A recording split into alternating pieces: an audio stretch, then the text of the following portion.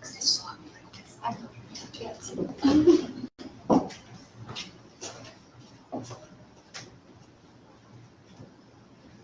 Olá, boa noite a todos. Boa noite. Meu nome é Rayane. Vou esperar só a Débora começar a live dela aqui para eu compartilhar.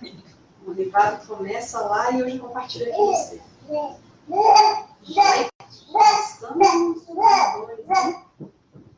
Já estamos.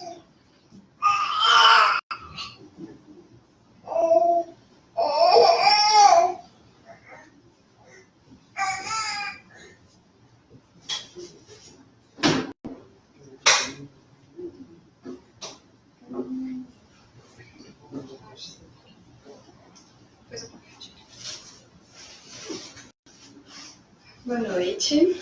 O tema de hoje é a saúde da relação pais-filhos. E é um tema que mexe com todos nós, porque de alguma forma na vida nós já ocupamos esse lugar. Né? Muitas vezes no lugar de filhos e muitas vezes no lugar de pais. Eu queria saber aqui quem já é pai ou mãe. Todos nós somos filhos.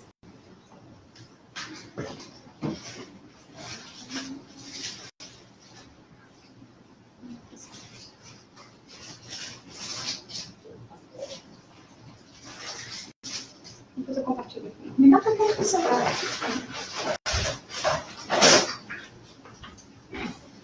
Esse tema que eu trouxe é do livro do Alírio Cerqueira. Alguém já ouviu falar desse autor? Ele é um autor que fala muito sobre educação espírita e é muito importante para todos nós que estamos dentro da casa espírita para que nós possamos sempre preocupar com a educação dos pequenos ou modificar a nossa forma de conduzir a educação dos grandes. Porque muitas vezes nós temos os filhos, como eu tive o Heitor, que é aquele bebezinho que está ali, e nós queremos conduzir os nossos filhos até a fase da velhice, esquecendo que eles são apenas um empréstimo de Deus. E nós, muitas vezes, como os filhos, nós nos colocamos no lugar de filhos eternos, no lugar de sermos educados pelos nossos pais. E em cada fase da nossa vida, esse lugar ele vai ser modificado. Então, esse livro, eu já fiz essa palestra anteriormente, foi o primeiro livro que o Heitor leu. Nós estudamos ele juntos, a gente acordava, fazia a leitura, ele ia dormir, fazia a leitura também. Então, ele foi muito importante para a minha relação com ele. E mesmo tendo feito o curso de psicologia e estudado muito sobre a terapia de família, de casal e sobre essas relações... Obrigada, querida. Essas relações, esse livro do Alírio, ele me trouxe muitos conceitos que eu acredito que nós perdemos, e a faculdade, apesar de todo o material teórico, ele não traz alguns conceitos importantes que o Espiritismo nos traz. E, se a gente for pensar em termos de missão, hoje tem diversos cursos na área de business, né? Você vai pensar em fazer um curso de coach, alguma coisa, sempre vai perguntar assim, qual que é a sua missão na vida? E tá muito na moda essa questão de perguntar o que você veio fazer aqui na Terra, né? Então as pessoas te abordam aí, qual que é a sua missão? E muitas vezes a gente esquece de missões que já estão presentes e a gente fica buscando missões externas. E a paternidade é uma missão, porque é uma oportunidade de evolução de ambos os lados, tanto no lugar de pais como no lugar de filhos. E aí, lá na questão do Livro dos Espíritos, na questão 582, tem-se a pergunta: pode-se considerar a paternidade como missão? Sem dúvidas, é uma verdadeira missão. É, ao mesmo tempo, grandíssimo dever, e que envolve mais do que o homem pensa, a sua responsabilidade quanto ao futuro. Deus colocou o filho sobre a tutela dos pais, a fim de que esses o dirijam pela senda do bem. Ele lhes facilitou a tarefa, dando àqueles uma organização fraca e delicada, que o torna propício a todas as impressões. No entanto, há muitos que mais cuidam de aprumar as árvores do seu jardim e de fazê-las dar bons frutos em abundância do que de formar um caráter do seu filho. Se este vier a falir por culpa deles, suportarão os desgostos resultantes dessa queda e partilharão dos sofrimentos do filho na vida futura, por não terem feito o que lhe estavam ao alcance para que ele avançasse na estrada do bem. É uma resposta forte, porque nos coloca no lugar de responsabilidade perante uma encarnação inteira na vida de um espírito, com pais, E ainda assim nos traz conceitos que hoje se tornaram em desuso. Muitas vezes os pais se preocupam muito mais em deixar uma qualidade de vida para os filhos do que deixar um aspecto moral para esses filhos. Então se preocupa com uma boa escola, com uma boa moradia, com uma boa roupa. E se esquece que o mais importante é a formação do caráter desse espírito que está chegando. E esse livro, ele é muito provocativo nesse sentido, porque nós fomos perdendo, ao longo do tempo, algumas funções importantes, alguns conceitos de paternidades que eram presentes anteriormente, nós fomos deixando isso entrar em desuso por acreditar em uma nova era, em uma questão de modernidade na educação dos filhos, e perdemos o essencial. E o que eu quero trazer aqui hoje é que o passado não funciona tanto mais, o presente também não está tão legal, e aí o livro vai trazer uma forma de respeitar esses dois lados, o presente e o passado, para que a educação seja coerente na formação de um espírito. Então eu vou falar muito dessa questão de conceitos e funções. E se eu for pensar qual que é o papel da família? Hoje já não existe com tanta frequência mais a noção de família nuclear. Aquela família onde tem a mãe, o pai e o filho. Hoje a avó cuida, a tia cuida, o avô cuida, os casais se separam. Mas o que tem de essência ali? Que quem for entrar para fazer o papel vai entrar para fazer uma função, não importa quem for. Então, eu não moro mais com meu pai, mas aí meu avô entrou e fez a função paterna. Ok, a função paterna tá ali. Eu não moro mais com a minha mãe, mas aí a minha tia veio, cuidou de mim e fez a função materna. Ou, muitas vezes, só a minha mãe cuidou de mim. E ela não fez a função materna, ela fez a função paterna. Então, a função não quer dizer do gênero, quer dizer do lugar, do sentimento que vai ocupar na educação. Então, eu sou mãe, muitas vezes eu posso fazer um papel muito mais da função paterna do que da materna. E qual que é a diferença entre essas duas funções? A função materna, ela vai trazer a questão do afeto, a questão do acolhimento. A função paterna vai trazer os limites. São importantes os dois? Sim. Tem que ter os dois na educação de um filho. Porque se essa criança ou esse espírito receber somente a função materna, ela vai receber muito acolhimento, muito, e vai ter dificuldade com a internalização dos limites na vida dela. Então, tudo vai ser possível, porque ela é acolhida em todas as suas dificuldades, mas o limite já não existe, porque uma função faltou. Ou o contrário, uma pessoa com dificuldade de desenvolver afeto, porque teve muita função de limite, que é a função paterna. E qual que é o papel da família aqui no nosso processo de reencarnação? Primeiro, a gente tem que ter a consciência de que todos nós somos filhos de Deus. Então, por mais que eu receba o meu filho como filho, ele é meu irmão em humanidade. Ele, em algum momento, ele deixa de ser meu filho. Ele vai ser o meu irmão de caminhada. Eu estou aqui para guiá-lo. E aí vai ter o papel do filho do casal, que é aquele espírito que vem pela minha responsabilidade de ajudar na formação do caráter. Eu não vou formar o caráter, eu vou colaborar na formação desse caráter.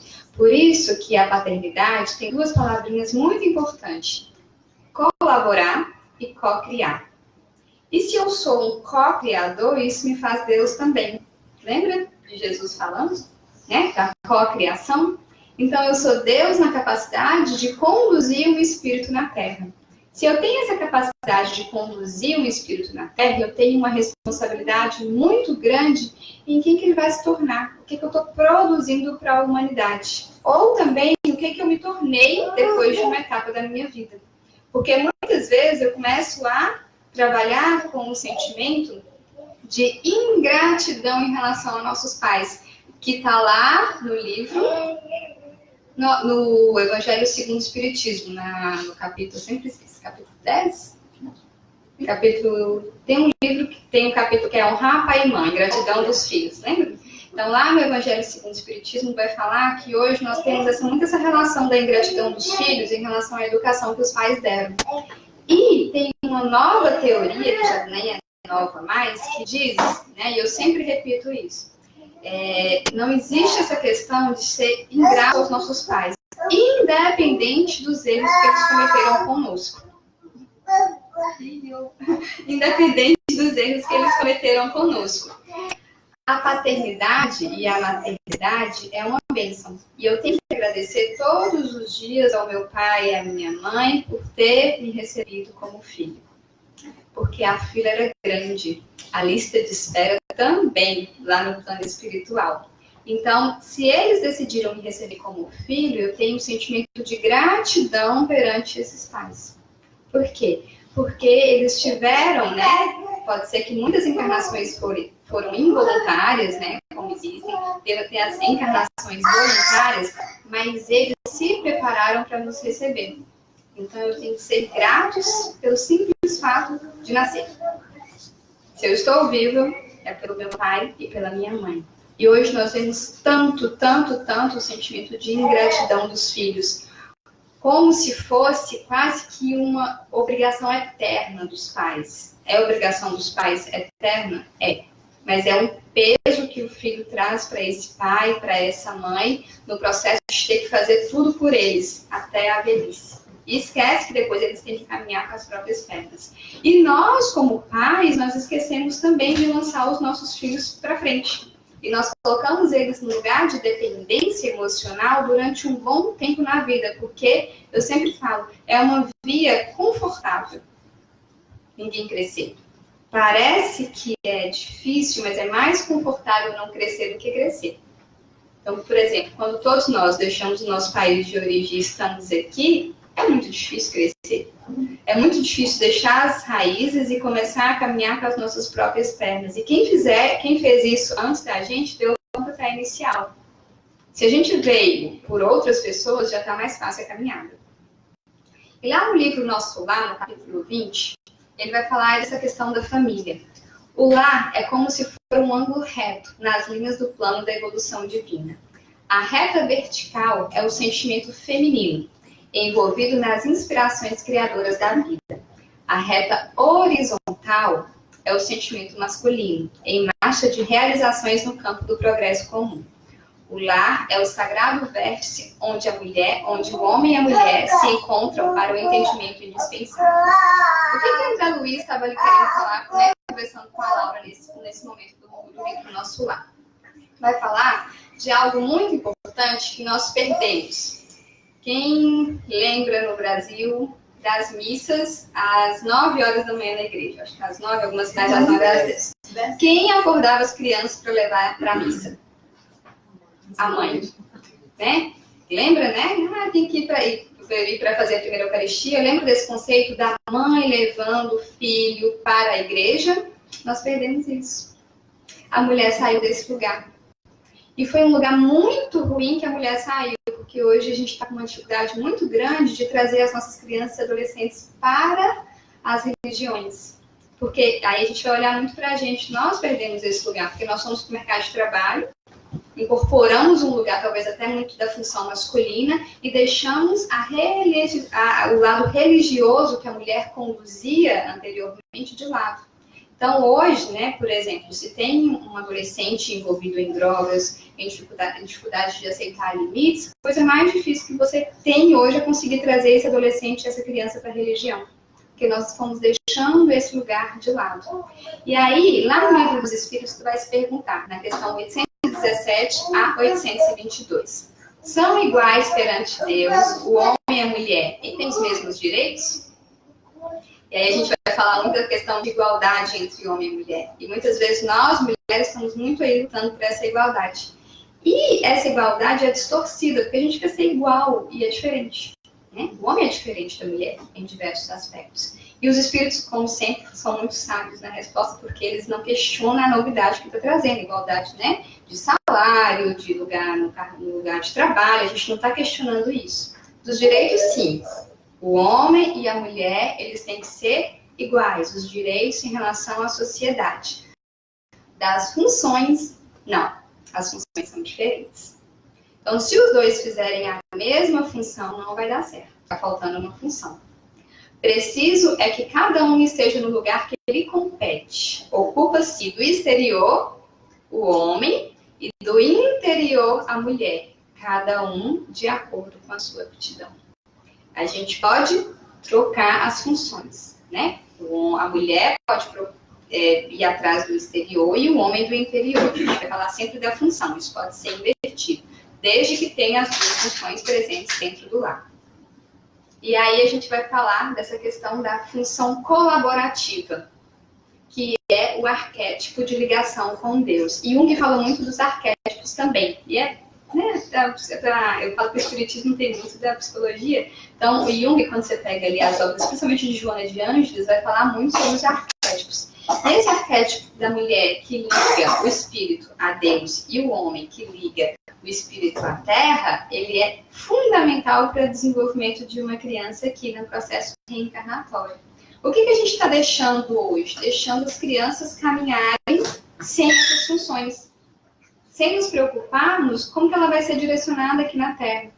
E se eu for pensar hoje assim, quando eu penso numa das dificuldades que está tendo hoje, quais seriam as dificuldades que envolvem as nossas crianças? Alguém poderia listar algumas, assim? Se eu penso em uma criança, qual que é a dificuldade que se tem hoje? Limites. Limites, o que mais?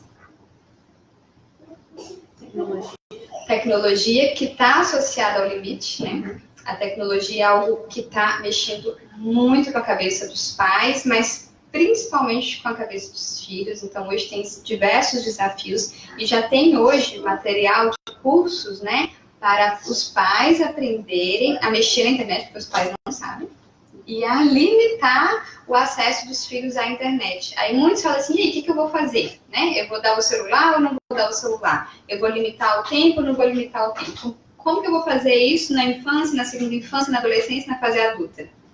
Né? Em quais momentos que eu vou poder flexibilizar esse acesso à tecnologia? Isso tudo vai dizer de cada fase. O que eu faço com uma criancinha pequena, eu não faço com uma adolescente.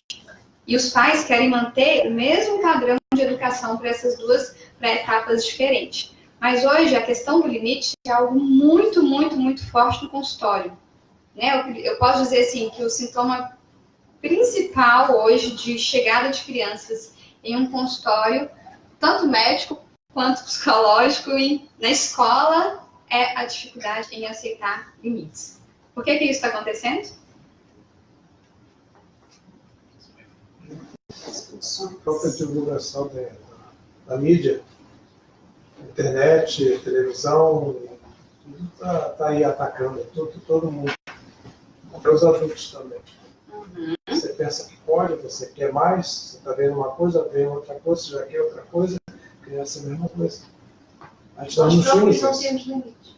Antes nós não tínhamos. Os próprios pais não têm limites. Falta de diálogo em casa. Falta de diálogo. Tem uma teoria bem legal, que é aí, quem já leu o livro A Caminho da Luz, Exilados de Capela?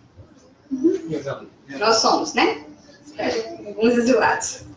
E os espíritos que estão reencarnando agora, eles vêm com um processo de evolução intelectual mais forte. Eu vejo o meu bebezinho ali que já tem o dedo da tecnologia. Ele chega assim já, né? Antigamente a gente achava que ele estava falando um ano. Não, ele sabe mexer no computador e tem um olhar para a tecnologia. Então, os espíritos que estão reencarnando, eles são intelectualmente mais evoluídos. Mas moralmente, às vezes, não. Tem uma diferença, as asas do amor e da sabedoria. Lembra dessa teoria dentro da casa espírita?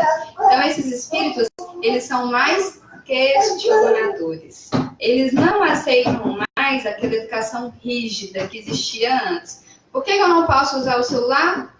Né? E aí o pai fala, você não pode, pronto. Não, ele não vai aceitar isso mais. Então vai ter que mudar-se a forma de comunicar. Então nós pais não sabemos como conversar mais com esses espíritos que têm uma alta capacidade de argumentação. Então muitas vezes a gente escuta assim, nossa, essa criança tem 3 anos e já fala tão bem, articula tão bem as palavras, as ideias. Tá ali um espírito é intelectualmente mais evoluído. Quer dizer que esse espírito vai ter sucesso na vida? Não. Porque qual é o nosso objetivo de reencarnarmos? A evolução. E se eu for pensar na evolução, é só intelectual? Não. E nós hoje temos a ideia de que essa evolução é econômica, né? Eu venho para os Estados Unidos e evoluir. Nossa, eu tinha lá uma casinha, agora eu tenho uma fazenda. Eu tinha lá uma bicicleta, agora eu tenho um carro. Eu estou evoluindo? estou financeiramente, mas e como é que está a minha evolução moral? E muitas vezes a gente até faz um processo de estagnação em relação à evolução intelectual quando a gente chega aqui. Então a gente fica muito do trabalho, do fazer, e vai esquecendo de evoluir em outras fases, em outras áreas da vida também. E aí, quando eu vou falar de educação de filho, eu vou falar de como educar. Então, cada etapa, como eu falei, vai ter uma diferença. Existe a função diretiva, que vai acontecer na primeira infância, do 0 aos 7 anos. O que é ser diretivo com o filho? É dirigir o filho para a prática. Eu achei o Alívio incrível quando ele fala para a prática do belo e do bom, e do bem, né? Do bem, do belo e do bom. E aí ele vai falar, e parece palavrinhas tão que grudam na cabeça, mas o que é o bem? O que é o belo? O que é o bom? Não está dizendo nada intelectual aqui. E aí eu vou dirigir esse filho porque ele tem dificuldade em abstrair o que ele está sendo aprendido. Então eu tenho que dirigir mesmo. Por exemplo, quando um filho, eu vou escolher, né, a criança vai escolher um filme, né? Ela não tem capacidade do 0 aos 7 anos para escolher um filme que ela quer. Porque ela pode colocar um filme de violência. E ela não sabe discernir ainda, em termos de abstração, se esse filme é bom ou não. Aí muitas teorias novas, né? As pessoas assim, mas essa criança não vai desenvolver a capacidade de escolher as coisas, né? Eu não vou dar oportunidade para ela para aprender a questionar as coisas. Não está na idade, né? Tem alguns livros de educação que crianças francesas não fazem birra. E aí vai falar muito da diferença, esse livro é bem legal, porque a autora do livro, ela vai narrando que ela é americana, ela chega na França e as crianças francesas estão todas sentadas comendo educadamente. A dela não, está destruindo o restaurante. E ela começou a observar por que os filhos dela destruíam o restaurante, as crianças francesas, elas sentavam e comiam educadamente. E qual foi a conclusão da autora do livro? A criança não tinha escolha. Aí chegava no restaurante e o pai falava, você vai comer arroz, o feijão e a batata, um exemplo. Né? O que nós fazemos hoje? Filho, o que você quer comer? Eu quero batata frita. Né? Eu quero sanduíche. Aí você dá ao filho a capacidade de escolher em uma etapa que ele não pode escolher. Então, ele passa a vida inteira escolhendo e não vai desenvolver em nenhum momento a capacidade de ser orientado. Então, depois ninguém consegue orientar mais ele. Ninguém consegue direcionar a educação dele. Só se ele ficar claro que, né, chega lá na frente, a vida começa a mostrar algumas coisas, e essas pessoas chegam à terapia, chegam na casa espírita, mas eu não consigo seguir a vida, né? Por quê? Porque tem muitas opções e a pessoa não consegue focar em nada. Por quê? Porque não foi focada na fase que precisava focar. Então, foi dada muita opção. No livro ainda fala assim, que os pais fazem o quê? Chega lá na escolinha, a criança com 3, 4 anos, filha, a gente vai para a escolinha. A mamãe quer, o papai quer que você fale se você gostou da escola. Alguém já viu isso? Já, né? Você gostou da psicóloga, filho? Você quer fazer terapia com ela? Né? Você gostou da casa espírita? Você quer continuar vindo aqui? Com 3, 4 anos, não tem escolha, gente. Tem que ir, né? Escola, não dá para escolher. Gostou da professora? Não é uma pergunta que se faz. Tem que gostar da professora. Porque se a criança não teve um processo de empatia com aquele professor, eu, como pai, tenho que desenvolver naquela criança. Ah, mãe, eu não gostei. Né? Ou então, eu não preciso perguntar para o meu filho se ele gostou ou não gostou. Salvo exceções, né? Pode ser que alguns profissionais não são corretos. Eu tenho que estar atento a esses detalhes, né? Então, eu coloco meu filho numa aula. Se eu estou percebendo que ele alterou o comportamento depois daquela aula, eu tenho que ter um olhar atento se aquele profissional não está cometendo alguns erros. Mas o que muitas vezes nós deixamos é essa liberdade total na escolha das nossas crianças. E isso está cada vez mais crônico. Porque muitas vezes nós pegamos essa criança e fazemos o quê? Levamos lá para o GMX e falamos assim, escolhe o brinquedo que você quer. Os pais estão querendo ser amigos dos filhos. Exatamente. E nós vamos falar sobre isso. Nós vamos falar sobre isso. Sobre essas relações invertidas. É essencial o exercício daquilo que estão direcionando os seus filhos. Os pais têm que ter coerência com o que direcionam. Porque se eu for limitar, aí vem uma questão que vai mexer muito com a gente. Todos nós também estamos viciados em tecnologia. Isso é fato e ninguém pode mudar isso, né? Minha avó tá lá agora o tempo inteiro no WhatsApp, no Instagram. No Instagram, gente, que é mais difícil eu voltar. Tudo ela comenta, então eu tenho que tomar muito cuidado com o que posta, porque ela comenta. E aí, nós também estamos com um acesso muito grande à tecnologia. Como é que eu vou limitar o acesso do meu filho a essa tecnologia? Como é que eu vou colocar horas de uso? Como é que eu vou fazer isso? Como é que eu vou ser coerente com essa educação? E muitas vezes a gente tem que só assumir que a gente também não dá conta. Que a gente também... Aí vem os irmãos em humanidade. Eu também não consigo. Vamos fazer juntos? Vamos tentar esse comportamento juntos? Porque juntos vai ficar mais fácil? Porque quando eu me coloco só de uma forma hierárquica superior ao meu filho, eu não dou a ele a oportunidade de entender que nós estamos em uma caminhada, em uma evolução. E quando a gente entende isso dentro do Espiritismo, fica claro muito mais fácil, né? Porque nossos filhos são apenas empréstimos nesse processo de encarnação. A gente recebe, melhora e devolve ele para a vida. E aí vem a segunda etapa, que é a diretiva orientativa. A função orientativa de formar o caráter vai ser fruto de interesse da relação deles com seus filhos. Importante já na segunda infância, dos 7 aos 12. A criança aqui já começa a abstrair. O que é abstrair? Né? O concreto e o abstrato. Do 0 aos 7, eu não consigo falar assim, tem uma árvore lá na cidade de São Paulo. Vocês vão lembrar muito, né? Eu já vi casos assim. As mães saem do Brasil e deixam os filhos lá e vêm para os Estados Unidos. Vocês já conversaram com algumas dessas crianças? Elas não têm noção onde essa mãe estava. E quando chega aqui, eles ficam muito decepcionados com o lugar que eles encontram. Por quê? Porque eles não conseguiram abstrair os Estados Unidos, onde os Estados Unidos está. Todo mundo acha que as mães moram lá na Disney, né? Que foi lá para os parques, ninguém consegue entender que as mães estão aqui, em lugares diferentes, vivendo uma vida normal. Então, a capacidade de abstração nessa idade, ela não existe. Aí, pulou a etapa, e isso é, gente, teoria, né? Teoria. Pulou a etapa, ela vai conseguir abstrair. Aí você vai pegar lá o mapinha, a mamãe tá lá nos Estados Unidos, eu pego o mapa, eu mostro o filme, mas eu tenho que colocar no concreto aquilo que eu tô vendo, concreto, para a criança tentar abstrair essa noção. Então, quando eu coloco aqui a escolha do filme, eu posso conversar com ela. Filho, esse filme vai ter cenas de violência. O que é cenas de violência? Pessoas matando outras. Todo mundo aí conseguiu pensar pessoas matando outro. Arma, ou lutando, ou fazendo alguma coisa, certo? A criança muito pequenininha não consegue fazer isso que todos fizeram agora, que é abstrair. Eu tenho que mostrar o desenho. Então, quando você conversa com uma criança pequena, vai desenhando, né? Aqui, com 7 aos 12, eu posso desenhar também, mas fica muito mais fácil já trazer alguns conceitos já existentes, de violência, etc, etc.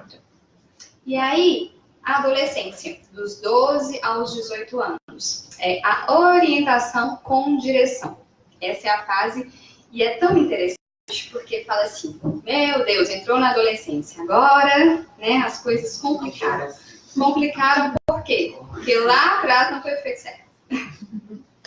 Só complicou por isso. Por quê? Eu não direcionei, eu não flexibilizei na segunda infância a minha direção, porque aqui eu posso conseguir conversar, porque na adolescência não adianta impor, não adianta falar assim, é assim, pronto, acabou, né? Como na primeira infância. Aqui eu tenho que aprender agora a trabalhar com a capacidade de abstração, com mais orientação, mas sempre direcionando a criança, o adolescente, porque a função diretiva só vai terminar na fase adulta. Fase que o diálogo desenvolvido na primeira e na segunda infância vai ser plenamente utilizado.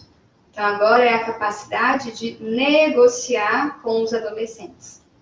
O que é negociar com o adolescente? Eu quero um celular de $400. $400 eu não tenho. E não acho, né? Não está na hora de você ganhar um celular de $400 sem saber o valor de $400 no salário mensal familiar. Eu quero, né? Então você negocia. Então tá, então você vai precisar fazer isso, isso e isso para você conquistar essas etapas. O que a gente faz? A gente está dando tudo de mão beijada. E eu percebi muito isso, principalmente morando aqui nos Estados Unidos. Eu entrava ali nessas lojas de departamento e falava assim, eu tenho que levar alguma coisa para o Heitor. Porque é $5, porque é $10, não pesa tanto no bolso, mas aí você vai colocando só coisas dentro de casa sem a criança merecer também. Sem a criança estar preparada para receber esse monte de presente material. Porque está tudo muito fácil. E aí também tem um outro conceito que a gente trabalha, que nós, eu acredito que eu não sou tão nova, mas também não sou tão velha, mas nós temos um princípio na nossa vida de princípio de escassez. Nada tinha, né? Não sei se eu lembro disso. Nada tinha, cara. Eu pedi uma coisa para a mãe e para o pai, não tem. Tem dinheiro? Não, não tem dinheiro. Podemos viajar no final do ano? Não, não podemos viajar. Então a gente vem muito com o princípio de escassez. A gente chega com esse princípio. Então a gente começa a guardar dinheiro, porque a gente tem medo que acabe, porque a gente nunca teve. Então a gente tem um princípio de escassez muito forte nas nossas vidas, né? Muito, muito forte. E a sensação de poder ter dinheiro também, porque a gente não tem esse tão desenvolvido. Né? Então a gente começa a ganhar dinheiro aqui, a gente começa. Parece que o dinheiro some, a gente vai mandando para os familiares todos, o dinheiro vai sumindo, a gente faz um investimento não dá certo, porque a gente não tem essa sensação de merecer ter, porque não foi desenvolvido também nas nossas vidas. Né? Não sei se alguém já viveu isso, mas isso é bem comum, não merecer ter. Mas hoje está ao contrário, a gente está entregando tudo de mão beijada para as nossas crianças. Né? E aí a criança também cresce sem saber o valor das coisas, que isso é muito importante. O valor do trabalho, o valor do aspecto material, que pesa muito. E as grandes questões vai vir nessa fase, assim, com os filhos, na capacidade de negociar. Porque é aqui que eu vou ensinar o aspecto moral. O material, ele é necessário para que eu possa introduzir o ensinamento moral na vida dos meus filhos. É onde que eu vou colocando a teoria, por isso que Deus é tão bom, né? Ele nos dá as coisas materialmente, não para a gente ter conosco, para ser um instrumento de aprendizado. E a fase sugestiva? É a fase adulta. O que é ser adulto? Lá no final eu vou falar também. Na fase adulta, gente, isso aqui é muito importante para nós, como filhos. E talvez quem já é pai, né? O pai da Débora está aqui, né? Não é possível mais educar dentro das funções próprias da paternidade e da maternidade. A diretiva e a orientativa. Isso me deu um boom na cabeça. Como é que eu não vou educar meu filho? Você está fazendo uma coisa errada com 30 anos. Com 40 anos, eu estou vendo meu filho fazendo coisa errada. Separou e está lá os pais tentando decidir na vida. Não separar agora não. Mas se separar, vai fazer isso, isso, isso. E começa a querer direcionar a vida dos filhos adultos, né? Todos nós vivemos isso. Está aí nos Estados Unidos, tem que fazer investimento aqui no Brasil em tal área, tem que fazer isso. E começa a direcionar a vida de gente adulto, não está mais. Direcionar e dirigir, né, orientar, já não cabe mais nós como pais e nós como filhos, já é muito tarde. Entendeu, pai? Já é muito tarde para educar. Porém, a função colaborativa nunca termina. Nunca vai terminar essa relação de irmãos em humanidade, de crescer juntos. Porque chega uma fase da nossa vida que nossos pais, eles cai a ficha pra gente quem eles são. Ali por volta dos 21, 22, pessoas mais precocemente conseguem enxergar. Eu costumo falar que quanto mais cedo a gente chega em nossos pais reais, mais sofridos é o processo de reencarnação. Porque dói enxergar que o pai erra, enxergar que a mãe erra, não é fácil.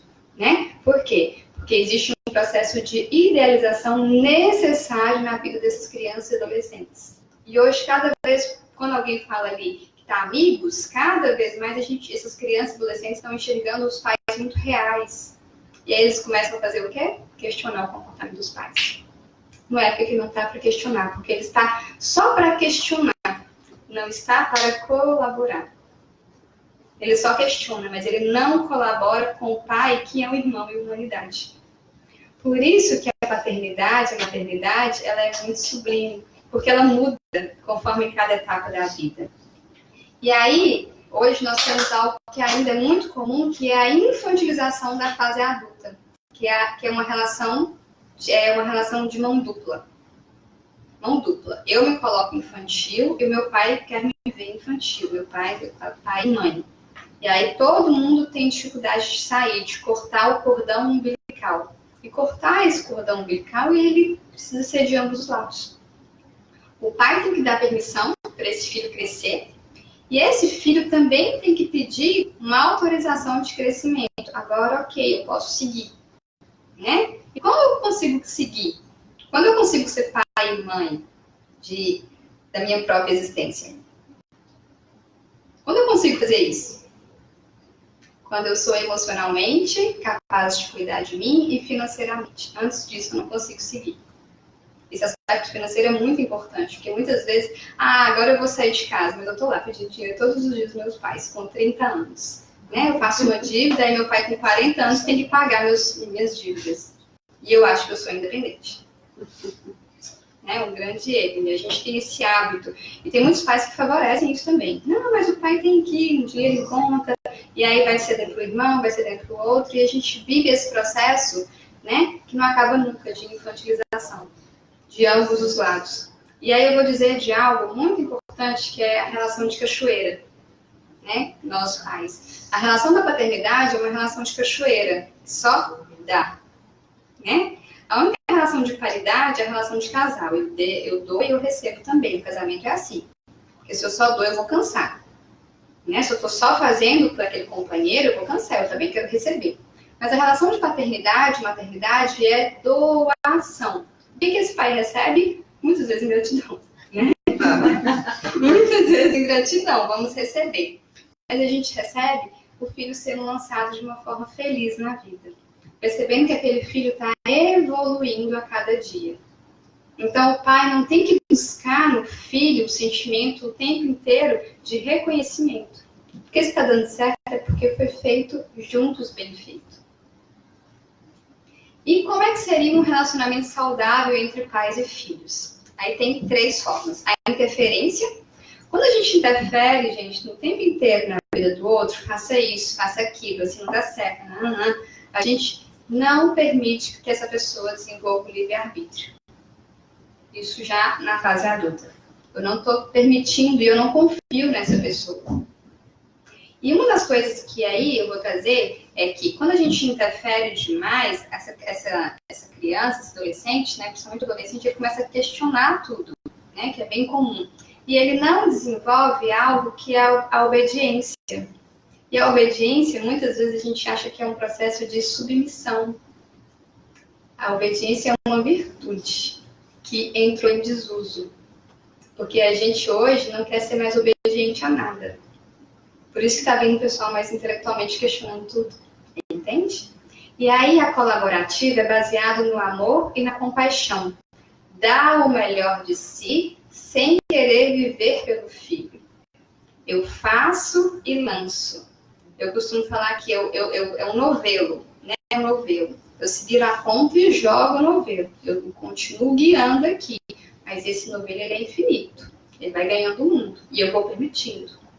Né? Quando tiver as dificuldades, eu estou aqui ainda. Colaborando para a educação. Mas eu não sou aquele cavalo que coloca o filho aqui e vou guiando em todos os sentidos. Querendo direcionar durante todas as etapas da vida. E tem uma educação que é muito ruim, que é a indiferença.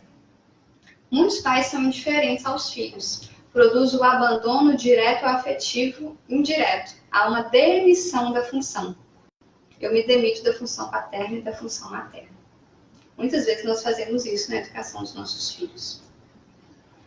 Formas de relacionamento entre pais e filhos.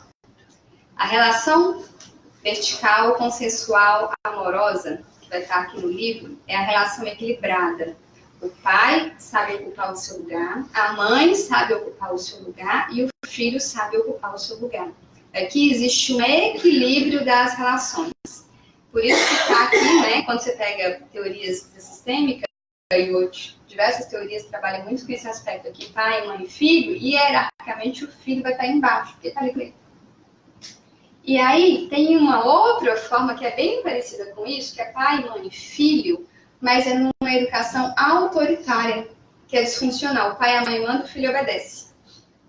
Sem questionar, sem fazer nada. Né? Olha para você ver como que é confuso. Mas você falou que não pode questionar lá na primeira infância, e agora você está falando que tem que questionar, né? E aí, antigamente, nós éramos obedientes sem entender o porquê. Quando eu direciono na primeira infância, do 0 ao 7, e ajudo a abstrair o conceito da direção do 7 aos 12, não é mais uma educação autoritária. Os nossos pais, muitas vezes, nós fomos educados numa educação autoritária do 0 ao 7, do 7 aos 12, dos 12 aos 18, a vida inteira sendo direcionados de uma forma autoritária. Faça isso, faça aquilo. Então, por isso que cada etapa vai mudar.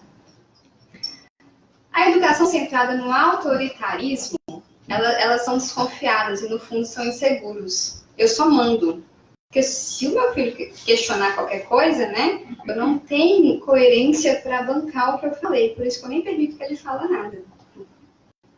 Acredito que somente pai e mãe fracos é que pedem desculpas aos filhos. Eu já escutei muito isso. Eu acho que você vai ter que pedir desculpa. Mas eu pedir desculpa? Eu sou um pai, eu sou mãe. Não vou pedir desculpa jamais. Por quê? Porque se acha tão superior, né? Tão superior que não se coloca no lugar de irmão e humanidade. E pai e mãe pode pedir desculpa sim quando perceber que erra. Não tem problema algum. Porque se eu me coloco no lugar de perfeito, eu desconsidero a primeira quase regra, né, da imperfeição nossa aqui na Terra. Somos todos espíritos imperfeitos em caminho da evolução, num espírito de prova e expiação a caminho da regeneração. Então a gente desconsidera uma teoria básica do espiritismo. Pai e mãe não estimulam o livre-arbítrio. Filhos não têm direito e não podem expressar os sentimentos. Engole o choro. Lembram disso? Engole o choro. Bem comum. E essa relação é baseada no temor. Eu tenho medo dessa relação. Os filhos oscilam. E aí é interessante. Os filhos vão oscilar. Qual que é o comportamento que eu vou gerar no meu filho quando eu tenho uma educação autoritária, agressividade e submissão?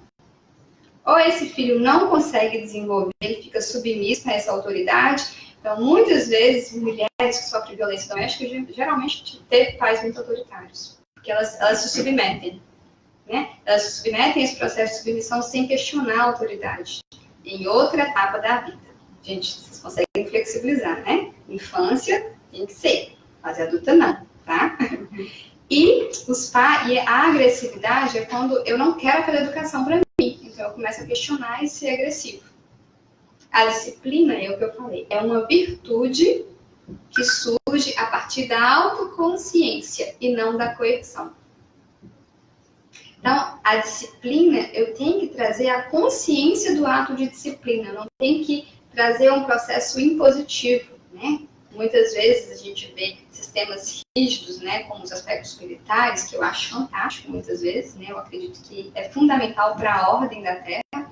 E aí, uma certa vez eu assisti uma palestra que mexeu muito comigo, assim, para que a necessidade das leis? Para que a necessidade das leis do homem? Para direcionar nós como espíritos, porque nós não temos capacidade ainda de sermos direcionados, a gente não tem um processo de autonomia, por isso que tem que ter o guarda na esquina para colocar o cinto de segurança, porque se não tiver o guarda na esquina, eu não vou colocar. Por isso que tem que ter o guarda ali para eu esconder o celular quando ele aparece, porque eu não tenho a consciência de ficar o tempo inteiro sem o celular. Então, a necessidade das leis é fundamental para normatizar as regras do planeta Terra. Porque se não tiver, vira um caos, assim como as religiões. As religiões são importantíssimas para normatizar o aspecto moral. Porque se não tiver, nós não conseguimos ainda ter essa capacidade de autonomia perante a existência. E a relação que é ali, né? Não, na verdade é a outra. A relação que a gente fala vertical invertida, é uma relação disfuncional, que a gente chama que é a família do reizinho, né? A família do reizinho. O filho está em cima, ordenando tudo, e os pais estão embaixo. Né? O filho acorda e começa a decidir como é que vai funcionar o dia daquela família. É um limite difuso. Centrada no desejo dos filhos, a causa da permissividade é o sentimento de culpa que vai acontecer. O que é o sentimento de culpa? De não estar fazendo certo. Não estar sendo coerente. Quando eu erro na minha existência, eu permito que meu filho faça o que quer. Se eu não sou coerente com o meu processo evolutivo, eu tenho tanta culpa disso, é mais ou menos assim. Se eu fumo, se eu bebo, se eu me drogo, eu tenho tanta culpa disso que eu deixo meu filho crescer. Se eu sou orgulhoso, vaidoso, egoísta, eu tenho tanta culpa desse sentimento que eu deixo meu filho tomar conta do conceito familiar. O principal engano dessa fase são que os pais, o principal engano dessa fase são os pais terem orgulho da personalidade forte dos filhos. Isso também é algo muito forte, assim. Nossa, o meu filho já sabe o que quer. 2 aninhos. Já sabe o que quer na vida. Né? O livro fala assim, da menininha que fala assim, eu quero um estojo completo de maquiagem, eu quero uma bolsa da marca tal. E a mãe fala, nossa, essa menina já sabe o que quer na vida? Já sei até quem ela vai ser. E se orgulha disso, só que esquece que pode ser que muitas vezes esse espírito veio com uma tendência muito forte na vaidade, no consumismo, no externo. E aí eu estou incentivando cada vez mais uma personalidade que não é interessante para o processo evolutivo. Os filhos podem ficar sem limites, mas podem também amadurecer precocemente, pois não tem ninguém para orientar. Porque se eu decido que eu quero, quem me orienta? Então agora eu vou começar a criar os meus próprios referenciais. E aí eu amadureço precocemente. A relação vertical invertida é uma relação permissiva, na qual os pais deixam os filhos fazerem o que querem. Esse comportamento é de negligência da educação. É forte o termo? É, mas quando você não direciona, você é negligente. E negligência não é legal num processo de educação. Que eu finjo não saber, eu deixo a criança aí, seguir o caminho dela. Ah, mas tem a escola, né? Alguns pais falam assim, mas a escola não está dando conta desse menino. Eu já vi muito isso. Mas nem a escola está dando conta dele. Né? Inverte a relação. Né? A gente transfere para a escola uma responsabilidade que é nossa. Escola, educação formal. Família, educação moral. Formação, colaboração no caráter. É a relação que você falou. Pai, mãe, filho. Né? Todo mundo na mesma linha. Todo mundo amigo. Né? Amigo. Vamos escolher o carro, filho, todo mundo está lá junto escolhendo o carro. Não no sentido de que não pode, mas de que o filho não tem essa noção de que os pais têm uma hierarquia. E muitas vezes existe processo de separação, né? Os pais se separam. Aí o pai arruma uma namorada nova, vou contar pro meu filho, que eu arrumei uma namorada nova, um dia. Primeiro dia eu tô contando lá pro filho, você gostou da namorada do pai? Né? Não tem que gostar, não tem que ajudar nessa escolha. Não tem maturidade para isso, a idade não permite.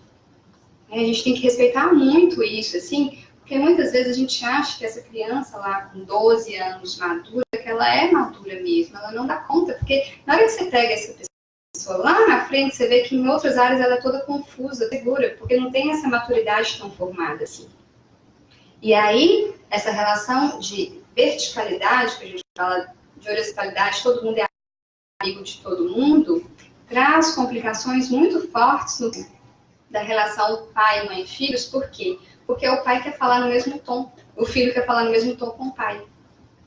Né? Eu já vi muitas famílias onde os filhos agridem os pais, e os pais agridem os filhos fisicamente falando sobre isso, onde que a gente percebe mais essas dificuldades de hierarquia, onde tem dependência química, onde tem droga, aí você não consegue enxergar a hierarquia. Porque tem muita culpa, tem muitas relações disfuncionais. E a Débora está usando, eu vou pedir licença, ela está utilizando um material tão legal no Facebook dela, que são os 10 passos.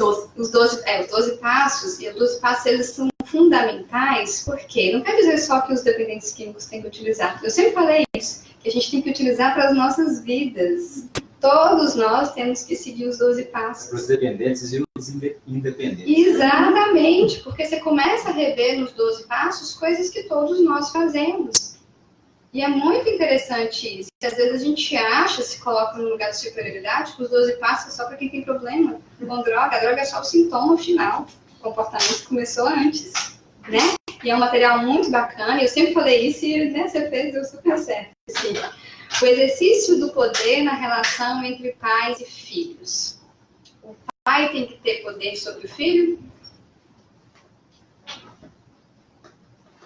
Sim. E quando a gente fala assim, eu tenho poder sobre fulano, não é uma coisa ruim, não? E muitas vezes a gente usou a palavra poder de uma forma distorcida, né? É igual a palavra tolerância. A gente distorceu o uso da palavra eu te tolero. E a palavra tolerância é muito importante, a gente tem que aprender a tolerar. É igual a palavra poder. Nós distorcemos a palavra poder no nosso vocabulário. Quando a gente fala assim, eu tenho poder sobre fulano, a gente acha que eu sou muito superior a fulano, que eu sou muito melhor que fulano. E esse livro também me trouxe algo importante, que a palavra poder vem do latim, né? E significa literalmente ser capaz de transformar essa pessoa. Então, eu, como mãe, como pai, eu tenho o poder de ser capaz de transformar um espírito. Então, eu tenho esse poder sobre o meu filho. Confundimos o uso do poder com a onipotência e a prepotência, gerando filhos que anulam o próprio poder. E aí, o que a gente vai fazer? Rayane, você me passou esse monte de teoria, eu tô vendo que eu tô fazendo tudo errado, eu estou me colocando no lugar de filho de uma forma errada, e estou me colocando no lugar de pai de uma forma errada também. Eles sugerem o que a gente chama, né, bem comum, o livro vai sugerir, o que a gente já tem o hábito de fazer, que é o evangelho no lar. Muitas famílias fazem o evangelho no lar uma vez por semana, tem famílias que fazem todos os dias antes de dormir, ou criam uma rotina do evangelho no lar. E ele vai dar um nome que chama reunião de harmonização, que é diferente do evangelho no lar. O evangelho no lar, a gente abre o evangelho segundo o espiritismo, lê junto com os filhos, mas a reunião de harmonização a gente vai pegar uma vez por semana os problemas que aconteceram durante a semana e conversar com os filhos sobre eles. Então eu vou favorecer o diálogo, eu vou favorecer a possibilidade dele se expressar. Por quê? É ali que eu vou falar das ordens inconsistentes. Eu dou uma ordem consistente, porque eu não consigo bancar ela. O que é a ordem inconsistente? Lá na primeira infância, a criança testa o pai 5 vezes certo, né? Mãe, eu posso isso? Não. Mãe, eu posso isso? Não. Mãe, eu posso isso? Não. Está testando. E é normal, isso faz parte. A criança vai testar mesmo. Isso faz parte do desenvolvimento, que é perguntar sucessivas vezes. A criança faz isso. Por isso que quando eu falo não, mas eu quero que a criança saia de perto de mim para eu poder resolver algumas coisas na vida, eu volto atrás, aí eu já começo desde a infância a quebrar as regras, a ser inconsistente a minha regra. Mãe, eu posso brincar? Não, não pode. Mãe, eu posso brincar? Não. Mãe, eu posso... Vai, menino, some daqui, né? Tem umas mães que falam, some daqui, volta mais, né? Tem algumas mães que fazem isso, por quê? Porque ela quer, desde o início, que esse filho fique lá, longe dela, para ela poder fazer a comida, para ela poder ler o livro dela, para ela poder... Então, é essa inconsistência. Ameaças, né? O que acontece muitas vezes, assim, eu já vi muitos pais, que o livro também cita sobre isso, é assim, a aula começa às 7 horas da manhã.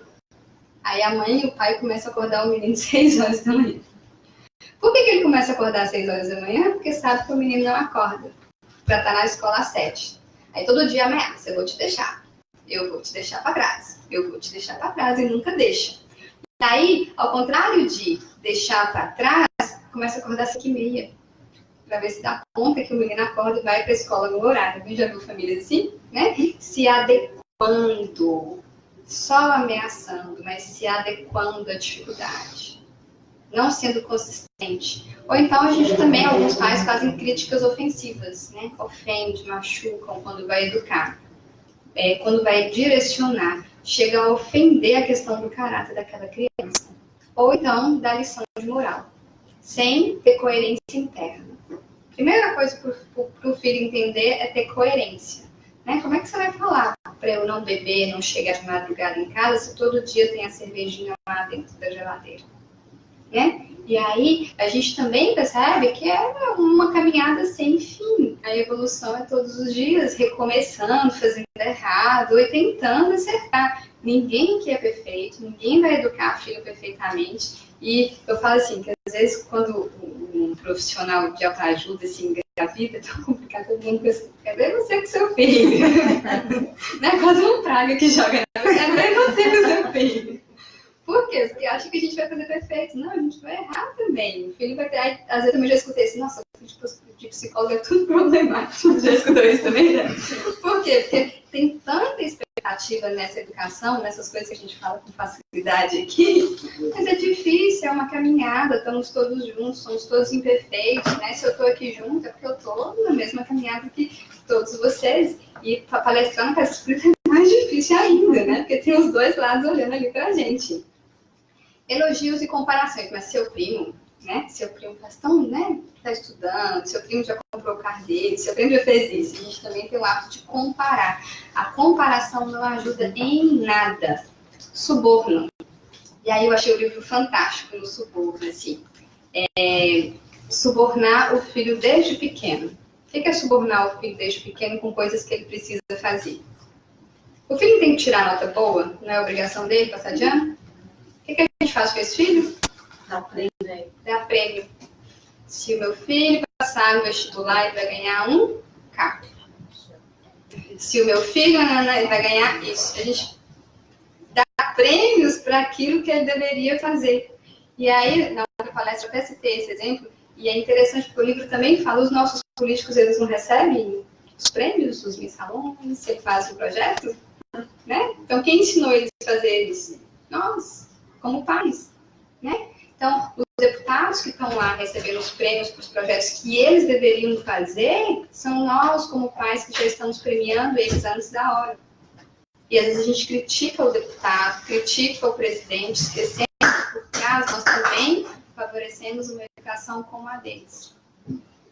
E o mascaramento de emoções, a gente não permitir que o filho se expresse, né? Ou muitas vezes nós, pais, não conseguimos expressar o nosso verdadeiro sentimento.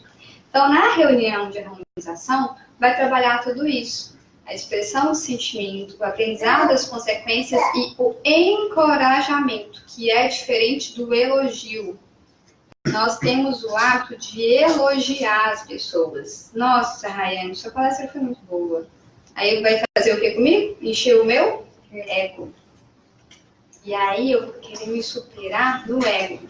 Mas se vocês me encorajarem, eu vou querer voltar mais, estudar mais. Se vocês me trouxerem aspectos que eu deveria ter falado, isso tudo é processo de encorajar. Né? Então, quando eu elogio o tempo inteiro meu filho, eu não estou favorecendo, muitas vezes, que ele continue um comportamento. Nossa, filho, você é perfeito. Né? Eu só estou elogiando, amaciando o ego dele. Mas eu não estou encorajando ele a seguir. E aí vem a frase que eu costumo falar assim, ela é incrível. Quanto mais independente psicologicamente for uma pessoa, mais interdependente ela será. Porque uma pessoa que vai ampliando as suas relações com o mundo e vai se tornando cada vez mais saudável. Quanto mais interdependentes formos socialmente, mais equilibrados seremos. Independência psicológica, ser pai e mãe da minha história. Não esperar mais que o meu pai e a minha mãe façam por mim, que eles me guiem, né? Isso é fase adulta, né? Todos nós aqui, grande parte, somos, né, já direcionando as nossas vidas. A gente não espera mais, a gente faz. Isso é independência. Quanto mais independente psicologicamente nós somos, mais a gente consegue respeitar o aspecto social, que você começa a olhar todos os lados. Eu não olho só mais para mim, porque eu não espero mais só receber, eu faço.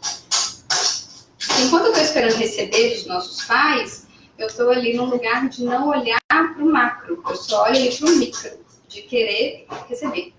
Quando eu amplio isso, me torno independente psicologicamente, eu amplio essas relações, e aí eu começo a fazer para a humanidade.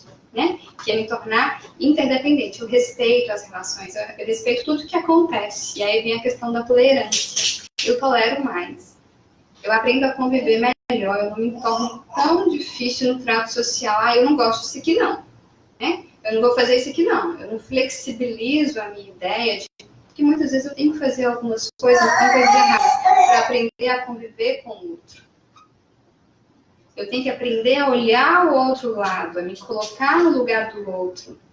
E isso eu tenho que fazer sempre com muita segurança. Porque a insegurança não dá. Eu faço ou não faço? O que eu faço aqui agora, né? Por isso que a independência psicológica, você consegue guiar melhor a sua vida.